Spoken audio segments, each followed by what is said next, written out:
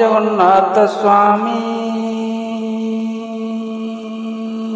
ଆସନ୍ତୁ ଜାଣିବା ଯେ ମୁଖ୍ୟ କଣ? ମୁଖ୍ୟ ମାନେ ମୁକ୍ତି।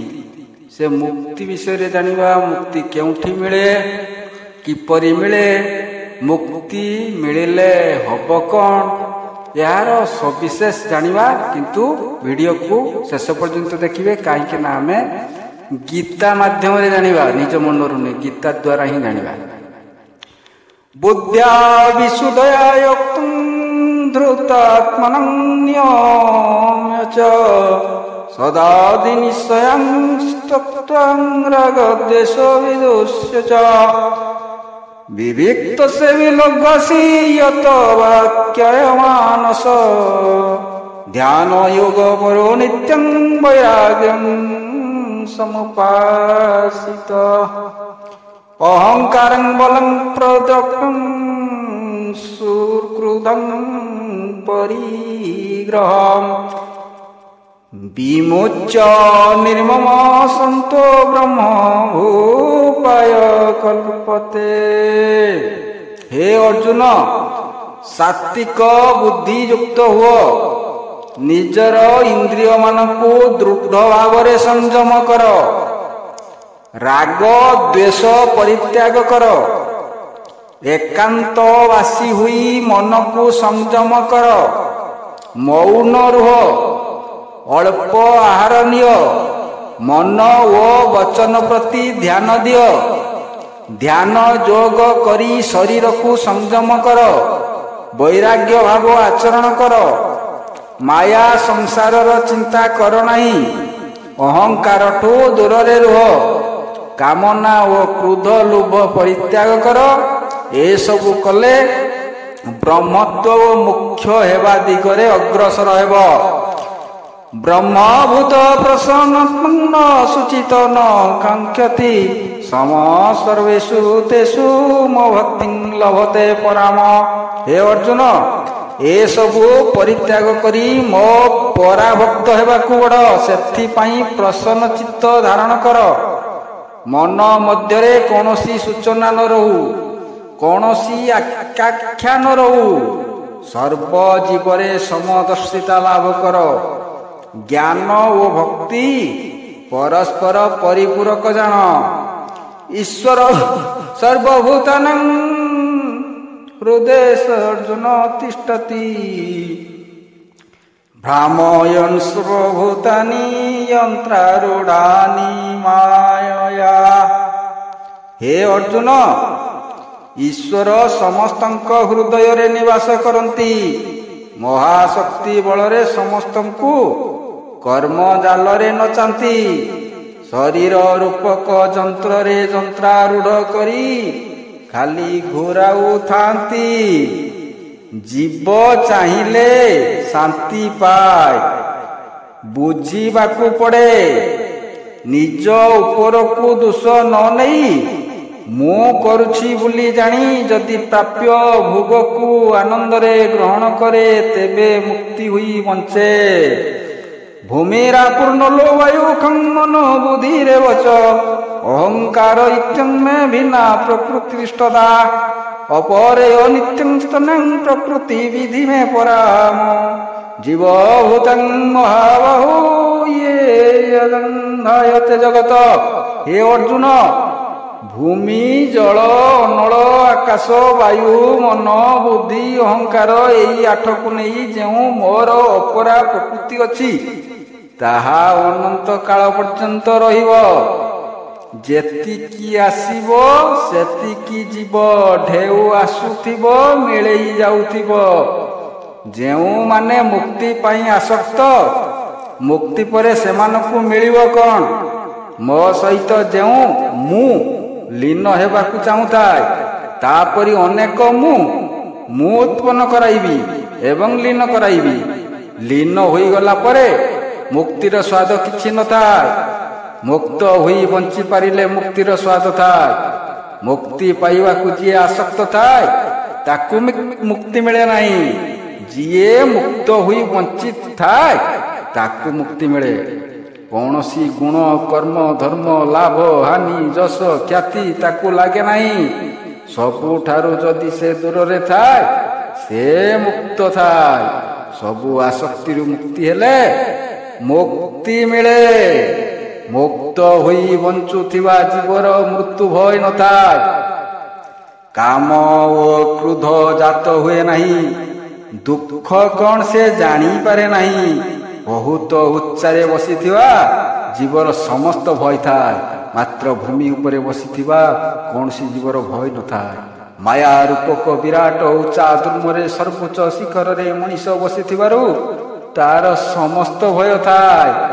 କାମନାରେ ଲିପ୍ତ ଥିବାରୁ ଦୁଃଖ ଜନ୍ମେ। ରେ ଅର୍ଜୁନ, ତୋ ପରି ଗୋଟିଏ ଅର୍ଜୁନ ମୋ ଦେହରେ ଲୀନ ହେଲେ ମୁଁ ଅନେକ ଅର୍ଜୁନ ଉତ୍ପନ୍ନ କରାଇପାରିବି। ବୈରାଗୀ ସନ୍ନ୍ୟାସୀ ଠାରୁ କର୍ମ ବଡ଼। ମୁକ୍ତ ହୋଇ ବଞ୍ଚିବା ପାଇଁ ବୈରାଗ୍ୟ ହୋଇ ସନ୍ନ୍ୟାସୀ ବେଶ ଧାରଣ କରନ୍ତି। ତଥାପି ସେମାନେ ମାୟା ମଧ୍ୟରେ ବାସ କରୁଥିବାରୁ ମୁକ୍ତ ହୋଇ ବଞ୍ଚିବାକୁ କଠିନ ବ୍ରତ ଅବଲମ୍ବନ କରନ୍ତି। କର୍ମଯୋଗୀଠାରେ ଏସବୁ ଦରକାର ପଡ଼େ ନାହିଁ ରେ ଅର୍ଜୁନ। ଯେଉଁ କର୍ମ କରିବାକୁ ଅଛି ଏବଂ କରୁଛୁ ତାହା ତୋର ନୁହେଁ, ମୁଁ କରାଉଛି। ତେଣୁ ଈଶ୍ୱର କରାଉଛନ୍ତି। କେବଳ ପ୍ରାପ୍ୟ ଭୋଗ ଭୋଗ କରିବାକୁ ଏ ଜୀବରୂପକ ମଣିଷ ବଞ୍ଚିଛି। ଏହା ଜାଣିଲେ ସମସ୍ତ କର୍ମ ବନ୍ଧନରୁ ମୁକ୍ତି ମିଳିପାରିବ। ଆରେ ଅର୍ଜୁନ, ବୁଝଟିଏ ନିଜ ମୁଣ୍ଡରେ ଥିଲା ସିନା ଆପଣଙ୍କୁ ଭାରି ହବ। ବୁଝଟିକୁ ଆପଣ ଯଦି ଅନ୍ୟ ଜଣକ ମୁଣ୍ଡରେ ମୁଣ୍ଡେଇ ଦେବେ ସେଇ କଥା କୃଷ୍ଣ ଅର୍ଜୁନ କହୁଛନ୍ତି। ତ ବୁଝ ସବୁ ମୋ ମୁଣ୍ଡରେ ମୁଣ୍ଡେଇ ଦେଇ ତୁ ଯୁଦ୍ଧ କର। ତେବେ ଆପଣଙ୍କୁ କ'ଣ ଲାଗିବ? ଯଦି ଆପଣଙ୍କ ମୁଣ୍ଡରେ ବୁଝଟିଏ ଅଛି ସେ ବୁଝକୁ ଅନ୍ୟ ଜଣକ ମୁଣ୍ଡକୁ ଦେଇଦେଲେ ଆପଣଙ୍କୁ ହାଲୁକା ଲାଗିବ। ସମସ୍ତ ବୁଝରୁ ମୁକ୍ତ ହୋଇଯିବେ। ଏଇଠି ମୁକ୍ତି ଅଛି। ତେଣୁ ଯେଉଁ ବୁଝଟି ମୁଣ୍ଡେଇଛନ୍ତି ସେ ବୁଝଟିକୁ ଆପଣ ଭଗବାନଙ୍କ ମୁଣ୍ଡ ଉପରେ ମୁଣ୍ଡେଇ ଦିଅନ୍ତୁ, ତେବେ ମୁକ୍ତି ମିଳିବ। ଆପଣ କିଛି କରୁନାହାନ୍ତି, ସବୁ କରାଉଛନ୍ତି। ଯାହା କରୁଛନ୍ତି କିଛି ଆପଣ ଦେହକୁ ନିଅନ୍ତୁ ନାହିଁ। କିଛି ଯଦି ଆପଣ ନିଜ ମନ ଦେହ ଶରୀରରେ ଯଦି କିଛି ଅଂଶରେ ଲାଗିବ ତେବେ ଆପଣ ମୁକ୍ତି ଅନୁଭବ କରିବେ। ସେହି ଅପରା ପ୍ରକୃତି ଠାରୁ ଆପଣ ଏହା ଶିଖନ୍ତୁ। ତେଣୁ ଏଇ ମୁକ୍ତିକୁ ନେଇ ଦେଖନ୍ତୁ। ଏକ କବିତା ଅଛି ଯାହାର ରଚନା ରବୀନ୍ଦ୍ର କୁଲାରୀ।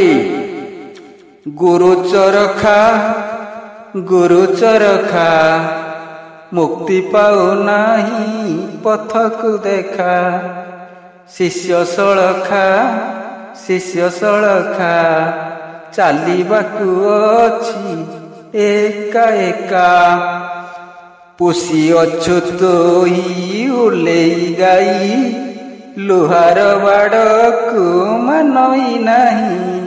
ସାଥେ ଘେନି ଅଛି ପଣେ ଛୁଆ, ଲୁଟି ପାଟି ସବୁ କରଇ ଧୁଆ। କରିଥିଲୁ ତୋହି ଯେତେକ ଚାଷ, ଖାଇନ ସବୁକୁ କରିଲା ଧ୍ୱଂସ। ବାନ୍ଧିବା ପାଇଁ କି ଦୌଡ଼ି ଆଣ, ହୋଇଥିବ ସେ ତ ସବୁଠୁ ଟାଣ। ଦୌଡ଼ି ମୁଣ୍ଡରେ ପଘାକୁ ଲଗା, ବେଗି ବେଗି ଯାଇ ପକାରେ ପଘା। ଗୁରୁଚରଖା ମୁକ୍ତି ପାଉନାହିଁ ପଥକୁ ଦେଖା। ଶିଷ୍ୟ ସଳଖା ଚାଲିବାକୁ ଅଛି ବହୁତ ଏକା। ଶୁଆ ସାରି ଖେଳେ ଉଲଟ ବୃକ୍ଷେ, ଦୁଇ ଭାଇ ନେଇ ଶୁଆ ଡାହୁକେ। ଦୁଇ ଗୋଟି କେବେ ଗୋଟିଏ ହୋଇ, ଉଡ଼ି ଯିବାକୁ ଇଚ୍ଛା କରଇ। ସୁନାର ପଞ୍ଜୁରୀ ଗୋଟିଏ ଆଣ, ନବାନ ଭୋଜନ କର ଭକ୍ଷଣ। 10 ଅନ୍ନ କେବେ ଦେବୁ ତୁ ନାହିଁ, 10 ନ ଖାଇଲେ ଯିବ ପଳାଇ। 6 ଦୁଆରର ପଞ୍ଜୁରୀ ଆଣିବ, ଏକାଦଶ ବାଡ଼ ତହିଁରେ ଥିବ। 12 ଗେନା ତହିଁରେ ଥୋଇ, ପାଣି ପିଆଇବ ନିତି ତୁହି। ଥରେ ଉଡ଼ିଗଲେ ନଦେବ ଧରା, ନୂଆ ବୃକ୍ଷେ କରିବ ଆସରା। ଗୁରୁ ଚରଖା ଗୁରୁ ଚରଖା, ମୁକ୍ତି ପାଉନାହିଁ ପଥକୁ ଦେଖା।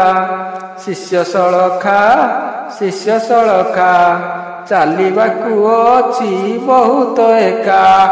ଗହନ ବନରେ ଅନେକ ଛାଇ, ଦୂର ଆଲୁଅ ଯେ ଦିଶଇ ନାହିଁ। ବାଘ ଭାଲୁ ଭଳି ମାଂସାଶୀ ଜୀବ, ଭକ୍ଷଣ ଆଶାରେ ବୁଲୁଣ ଥିବ। ଚିତାବାଘ ଗୋଟି ବଡ଼ ଶିକାରୀ, ଶିକାର କରିବ ନିଶାନା କରି। ହସ୍ତେ ଧରିଥିବୁ ହସ୍ତ ସବାରି, ଆସିଲେ ତାହାକୁ ପକାବୁ ମାରି। ଭୂତ ପିତା ପିଶାଚର ଅନେକ ଡର, ଏକଲୟ କର ପଥଟି ଦୂର। ବରଷା ଆସିଲେ ଝଡ଼ ଆସିବ, କାଠ କାଠ ଘଷି ନିଆଁ ଜନ୍ମିବ। ଅନ୍ଧାର ରାତିକୁ ସଭିଙ୍କ ଡର, ସୂରୁଜ ଡୁବିଲେ ହେବ ଅନ୍ଧାର। ଲାଜ କୁଳି ପତ୍ର ଆଣରେ ତୁହି, ସେଥିରୁ ଆସିବ ଆଲୁଅ ଯହିଁ। ସେଇ ଆଲୁଅକୁ ପାଥେୟ କରି, ଅନ୍ଧାର ମଧ୍ୟରୁ ଯିବା ବାହାରି। ପାରି ହୋଇଗଲେ ଗହନ ବନ, ମୁକ୍ତି ମିଳିବ ସବୁଦିନ। ଗୁରୁ ଚରଖା ଗୁରୁ ଚରଖା, ମୁକ୍ତି ପାଉନାହିଁ ପଥକୁ ଦେଖା। ଶିଷ୍ୟ ସଳଖା ଶିଷ୍ୟ ସଳଖା, ଚାଲିବାକୁ ଅଛି ବହୁତ ଏକା। ଜୟ ଜଗନ୍ନାଥ।